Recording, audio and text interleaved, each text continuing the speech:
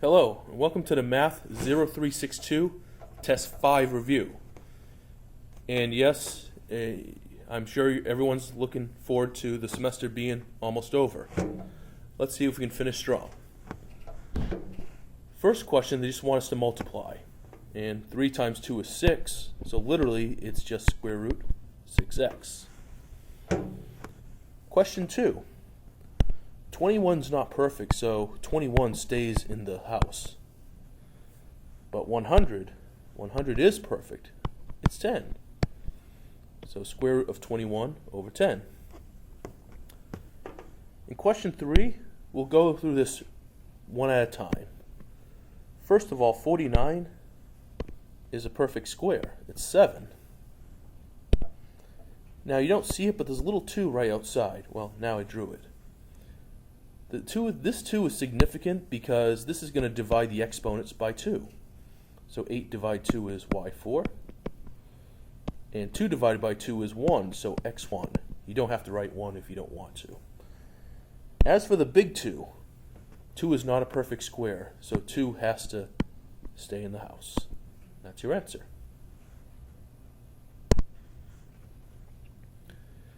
In this question, the trick is ignore the radicals, just divide first. So first, let's do 250 divided by 2. That, by the way, is 125. Then let's do a7 divided by a1.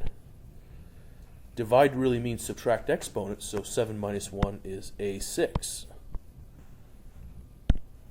Remember the cube root radical that we ignored? Now bring it back. I like 125 because 125 is a perfect cube. It's 5. As for a6, well, 6 divide 3 becomes a2. So this is all good, but remember this 3 right here, it's we didn't really do anything with it. Well, it's waiting to multiply to 5. 3 times 5 is 15. A2 is A2. That's our answer. In question 5, we'll have to treat this like it's 3 very small problems. First, 75. It's not perfect, but 2 numbers to make 75 is 25 times 3. I like 25 because it's perfect. It's 5. But remember this 10 that's waiting outside? It's waiting to multiply to 5, so you get 50. Square root 3 is not perfect, so 3 stays in the house. So that's one answer. Next is 28. Again, it's not perfect, but 2 numbers that make 28 are 4 times 7. I like 4 because 4 is 2. But again, there's a negative 2 waiting right here to multiply to become negative 4. And 7 is not perfect. 7 stays in the house. And finally, 227. 27 is not perfect, but 2 numbers to make 27 are 9 and 3. I like 9 because 9 is perfect. It's 3. But then again, it'll multiply to negative 2, so you get negative 6. As for square root 3, that will stay square root 3. When you're all done, notice the first and last answer. They both have square root 3 in it. So you are allowed to do 50 minus 6. So you're going to get 44 square root 3, and then minus 4 square root 7.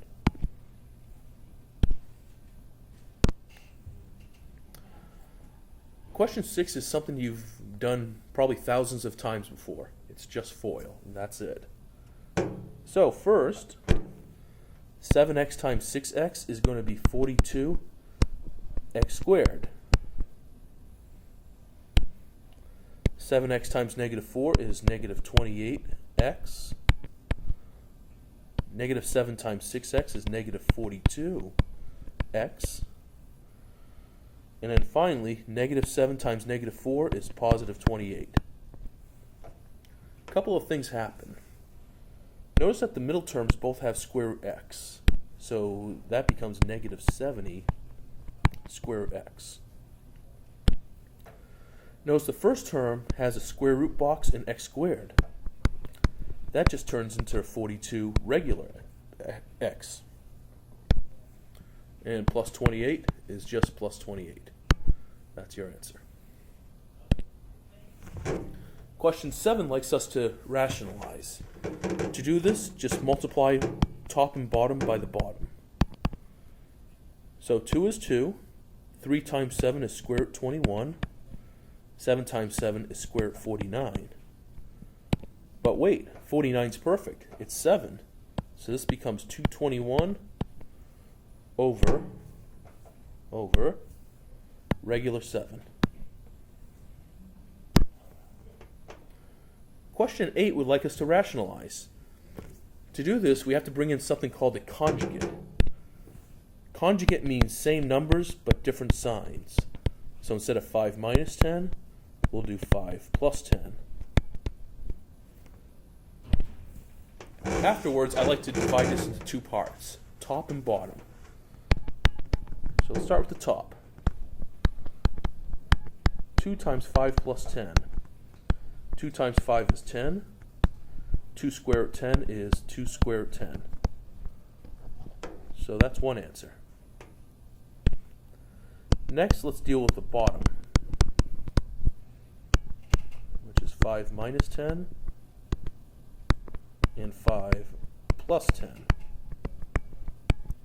5 times 5 is 25. 5 times square root 10 is 5 square root 10. Negative square root 10 times 5 is negative 5 square root 10. And negative 10 times 10, that's going to be negative square root 100. Now, a couple things happen. 510 and negative 510 are the same with opposite signs, so they go away. Also, 100 is a perfect square. It's 10. So you're left with 25 minus 10, which is 15. When you're done, put top answer on top and bottom answer on the bottom.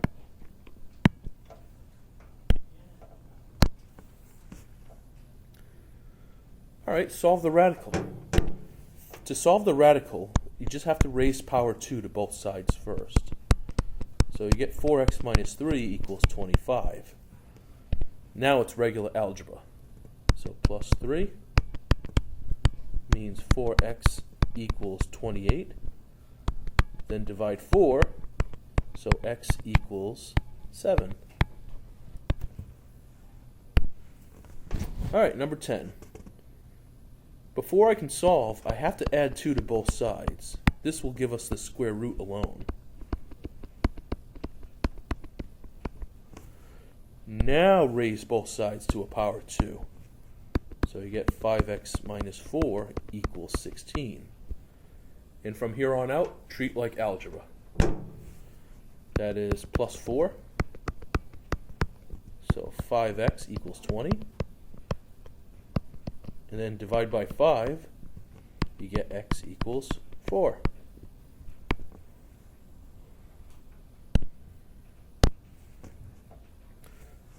Another square root problem. First, raise both sides to power 2, just like we've been doing. So you get 11 minus x. Here's the problem. With x plus 1 squared, that really means write the problem twice and FOIL. So xx is x2, x1 is 1x, 1x is 1x, and 1 times 1 is 1. 1x's can combine, so you get x squared plus 2x plus 1. Still have 11 minus x here. All right, next. Because you have x squared, in order to solve, everybody has to be on the same side. So that means minus 11 plus 1x. This gives us x2 plus 3x minus 10. Now we can factor. x2 is x and x. Two numbers that multiply to make 10 are 5 times 2. I like 5 and 2 because I can make 5 and 2 equal to 3 if you do plus 5 and minus 2. When you get this far, just do the opposite. So your answers will be negative 5 and positive 2. Now at this point they would tell you to check your answers. But here's a little trick to this. You can only have one answer for your square root problem. If your choices are between a positive and a negative, always choose the positive. So the answer is 2. All right, in 12, they give us a triangle. And there's a formula for the triangle. It goes A2 plus B2 equals C2. What does this mean? Well, what it means is C, the only requirement for this formula is C must be the longest side. So this part is going to be C. As long as C is the longest side, A and B can be whatever they want. I can have A6B2 or B6A2. It doesn't make a difference. So since it doesn't matter, I'll do A6B2. Let's see what happens. So 6 power 2 plus 2 power 2. 36 plus 4 is 40. And because of C2, I will square root. Two numbers that make 40 are 4 and 10. And I like 4. Square root of 4 is 2. So you get 2 square root 10. 13, they like us to simplify. 54. 54 is not perfect, but two numbers that make 54 are 9 times 6. I like 9. 9 is perfect. It's 3. 6 is not perfect. 6 stays in the house. But the minus means I. So just put in I, and you're done. 14 is a trick question. Most students think that as soon as they see two parentheses, it's FOIL. This is not FOIL. The reason it's not FOIL is because it's a plus sign. But it's easier than FOIL. All you have to do is add numbers, then add i's. So the numbers are 2 and 9. 2 plus 9 is 11. Next is negative 8 plus 5. Negative 8 plus 5 is negative 3i. And now you're done. That's it.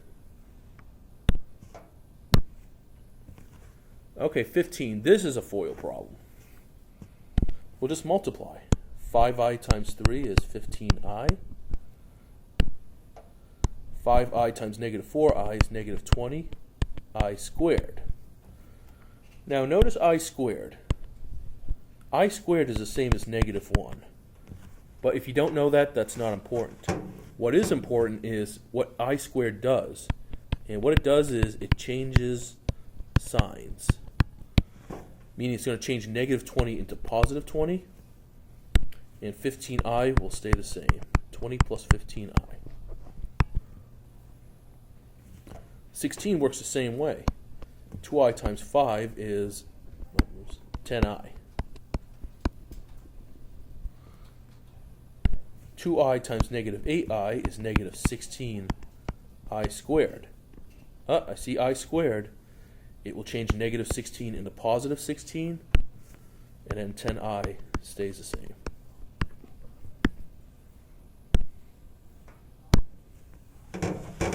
All right, 17. One thing you may notice about 17 is little power 2. This means write the problem twice.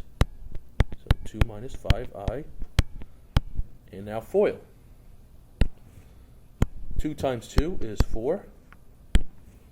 2 times negative 5i is negative 10i.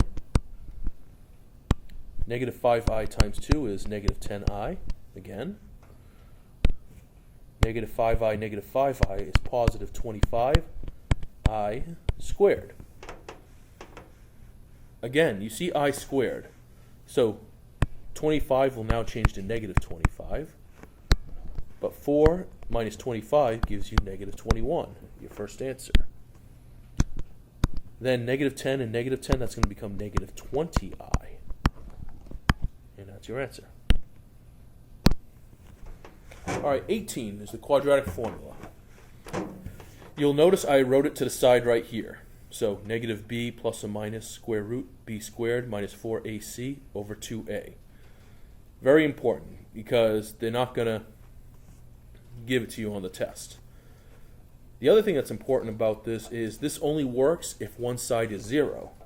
So 6x has to move by doing minus 6x. So what you now have is x2 minus 6x plus 5.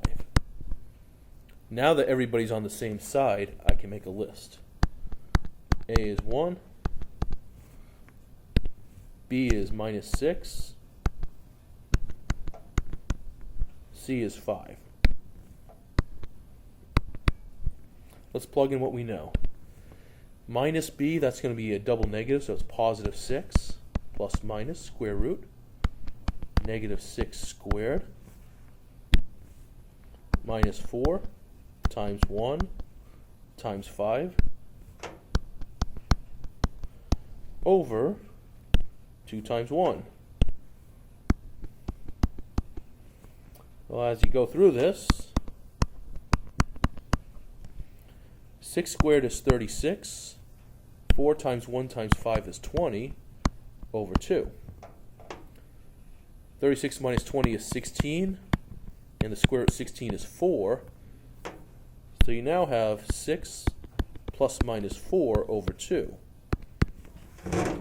Well, the good news is you can divide everything by 2, so this becomes 3 plus or minus 2, which means 3 plus 2 is 5, and 3 minus 2 is 1. Those are your answers, 5 and 1. 19 works the same way. And the good news is everybody is already on the same side. So that means A is 1, B is negative 6, and C is 13.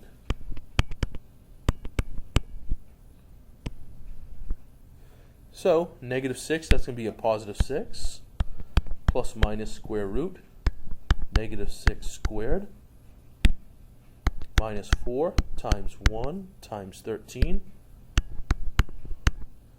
over 2 times 1. So as we go through this, you get 6 plus or minus square root of 36. 4 times 1 times 13, that's 52 over 2. 36 minus 52, it's negative 16, which works out to be 4i. So what you really have is 6 plus or minus 4i over 2. You can divide by 2, so you get 3 plus or minus 2i. Since 2 has an I and 3 does not, we cannot go further.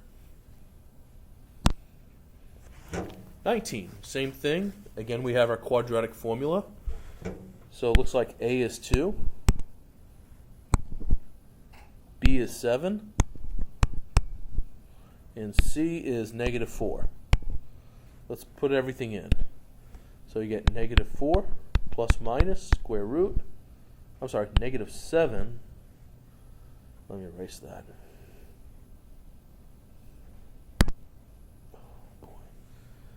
Okay.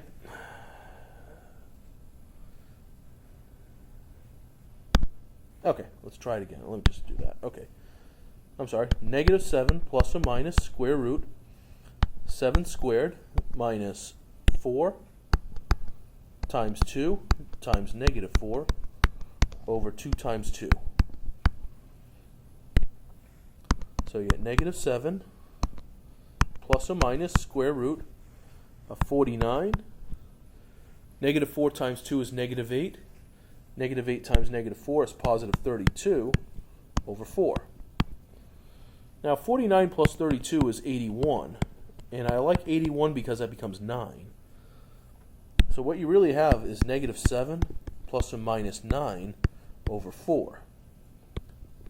This becomes negative 7 plus 9 over 4, which is 2 over 4, or 1/2. That's your first answer. Or you get negative 7 minus 9 over 4, which becomes negative 16 over 4, which is negative 4. Your other answer. And those are your two answers. In question 21, before we can use quadratic formula, we're going to have to FOIL first.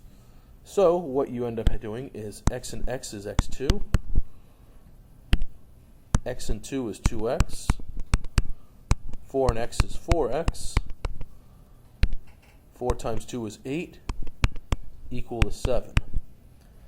I will combine like terms and move 7 over, so you end up getting x squared plus 6x plus 1. So there's our a, b, and c, and let's plug everything in. So b is 6 plus minus square root 6 squared minus 4 times 1 times 1 over 2 times 1. So this becomes negative 6 plus or minus square root of 36 minus 4 over 2. Now 36 minus 4, that's actually 32. It's not perfect, but two numbers to make 32 are 16 times 2. I like 16 because 16 is perfect. It's 4. So what you now have is negative 6 plus or minus 4 square root 2 over 2. You can divide all the outside numbers by 2, so you really get negative 3 plus or minus 2 square root 2. So it's important to remember the quadratic formula because it won't be given on the test. But I guess if you can't remember this, I guess if your case is really drastic, you could always get a tattoo like this guy did.